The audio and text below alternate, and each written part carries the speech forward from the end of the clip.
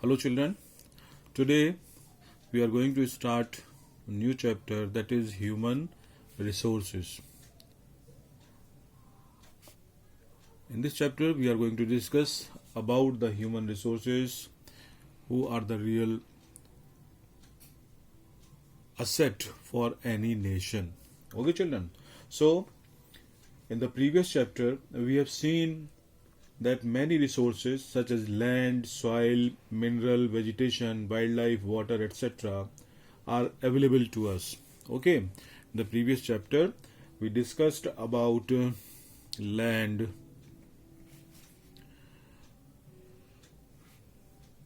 soil, water, minerals, vegetation, wildlife, etc. Okay, however, the biggest resource on this planet are human beings themselves, but these are the resources which are very important for any nation. But human resources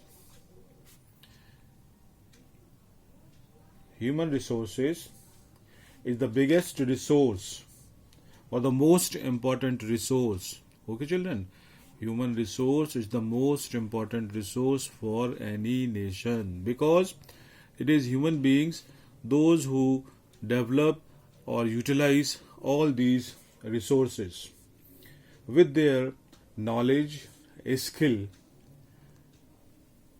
They develop all these resources to create different things. A large population is not always an asset, but people who are trained, skillful, and creative are the real asset. Okay, children. So, human resources, what are the characteristics, the qualities of human resources?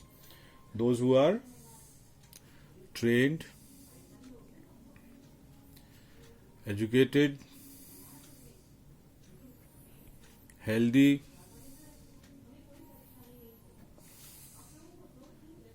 and creative.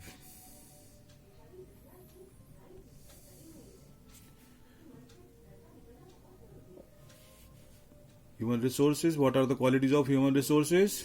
People, those who are highly educated or educated, trained, healthy, creative. They are the real asset for any nation. They are aware and know how to use natural resources. Human beings, they know how to utilize different natural resources to create a good standard of living for themselves as well as for their fellow human beings. Okay children.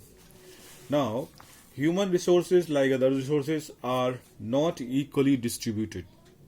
As we discussed in the previous chapters, like mineral resources, vegetation,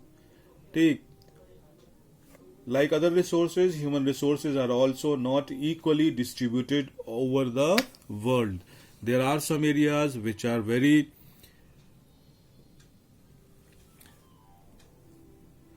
which have very high density of population. Densely populated.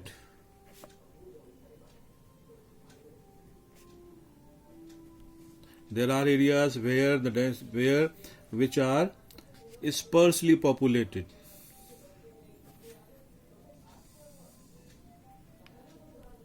Okay, and there are some areas where there is no population. Okay, children. They differ in their educational level. Different people have different education levels. There are people those who never go to school. There are people those who complete only middle school or high secondary. But at the same time there are people those who are highly educated. Clear? They are different in age. Different categories are there. Age wise we can classify human resources and sex. Their numbers and characteristics characteristics also keep changing. Population keep on changing from one place to another.